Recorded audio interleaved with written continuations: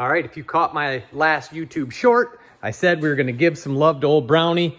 And today, this is what we're gonna be doing. We're gonna put an exhaust system on. You'll notice I am missing the head pipe. That's because the one that is on this is good. So let's get this thing up in the air and see what we're gonna have to do. I don't have any of the hangers, so we're probably gonna build some of that as we go. Got some clamps, but I might just end up welding this whole system in. So let's get up there and see what it looks like. All right, with the Jeep up in the air, I thought I would just show you real quick. There's our head pipe. Like I said, it's in pretty good shape. It's nice and solid. It's not all rusted out and everything up there. It looks good all the way to the exhaust manifold. So we're just gonna be going from here back. I did notice I got a little bit of leaking oil. So it's either oil pan or something, but that's gonna be another day's project. But for today, let's get this exhaust done. All right, one thing I wanted to show you before we get too far into anything is the difference between a 5/16 exhaust clamp and a 3/8. So just looking at the size here, big difference. 9/16 nut on these, 1/2 inch on these. And if you look even there, you can see these don't have the little shoulder. These have got that little shoulder built in. So buy the little bit better clamps. They are just stronger. These, you start torquing them down. I have snapped these off. Unfortunately, I don't have everything I need in the 3/8, so I do have to use some of these for now. But they will be getting changed out. So take the time to get them in advance. You're gonna need a couple of 1 5/8", I believe, and then like 1.5 inches. So that's the clamps that you're gonna need for the project.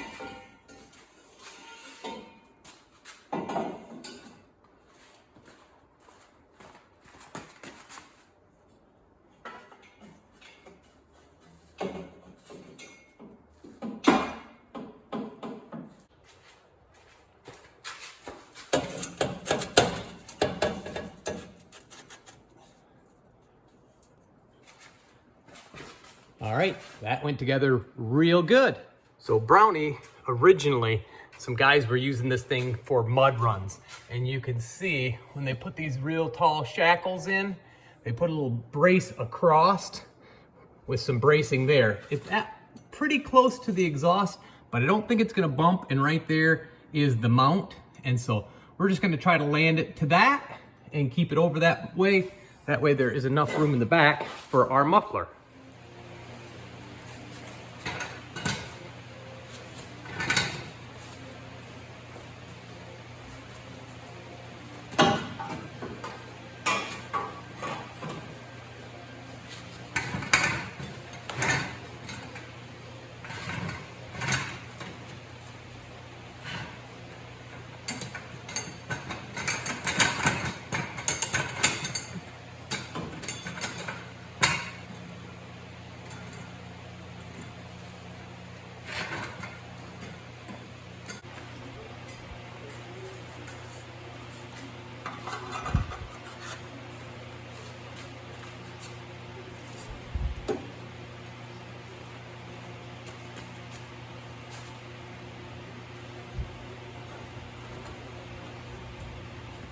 Everything is kind of mocked up. I gotta say, I just recently picked up these stands from Harbor Freight, and I've used them for all kinds of stuff since. And this is just one good example. Not holding up the car, just a muffler.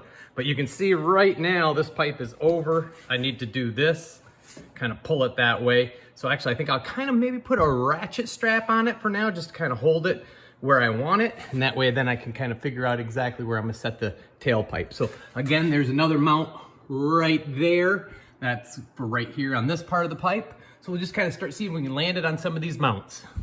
So something I just wanted to show you is this pipe here, right there is the end of it.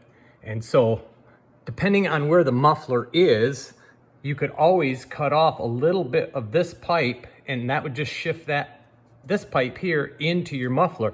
So you can actually square some stuff up. I'm gonna end up right here is where the other pipe that slides in here, that's where it stops, which gives me a couple of inches there of leeway too. So you can kind of trim that to get your tailpipe to be right where you want it. I'm just a pinch high right there, but we'll come down a little bit here momentarily. But just wanted to show you that. There's plenty of room in these pipes. I don't just think that it's perfectly made to fit. And maybe for a perfect Jeep they are, but you know, there's not a lot of perfect Jeeps, at least not in my garage.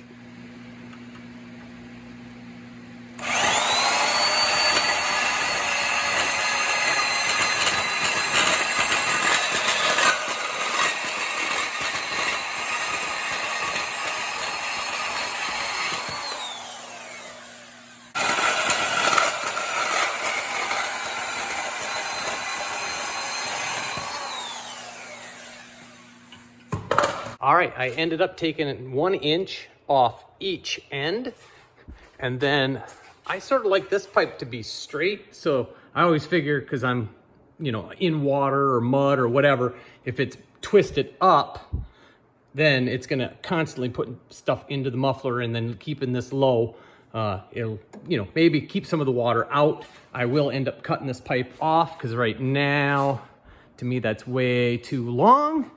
Let's see, we're gonna go again right up there to that factory mount. So we're just gonna take and add a piece of, I'll show you. All right, so all I did was took my muffler clamp, took an old muffler bracket with some adjustability, measured it, and welded it on. So hopefully that's gonna be all we need to keep that muffler in place. So we got everything kind of totally into position. You can see, let me get a little light up here. All right, you can see we got our bracket up onto our original bracket, comes down, gonna be tightened up right there. We also know that this pipe is all the way back to here, so we're kind of right in the center. So when we tighten this clamp up, should have plenty on both sides to bite. This one is in a good spot as well. Should have plenty of clearance up there from anything. And then this pipe, again, has got kind of that right line. Like I said, we're still gonna cut that off, but we'll wait till we're all done. And then up front here, we've got this one just about to our mark, so we should be pretty good there as well. We'll tighten that bracket up. Right there's the end of that pipe. So now's the time. We're gonna kind of start here, tighten this up a little bit, make sure nothing moves towards the back, finish tightening this, and then go through and tighten all the rest of them up.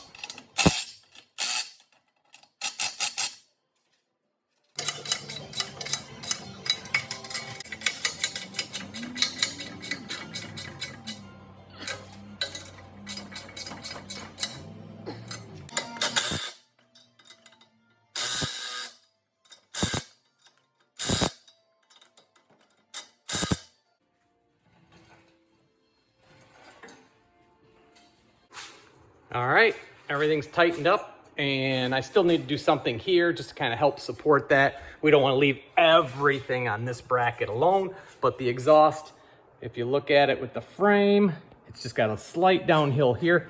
An old Harley guy told me one time, take a small drill a little hole in your muffler, and that way if it gets moisture in it drains out and it won't rot out. So we're gonna pop a little quick hole in there and, see whether or not that works. But other than that, we are real close to being done with the exhaust.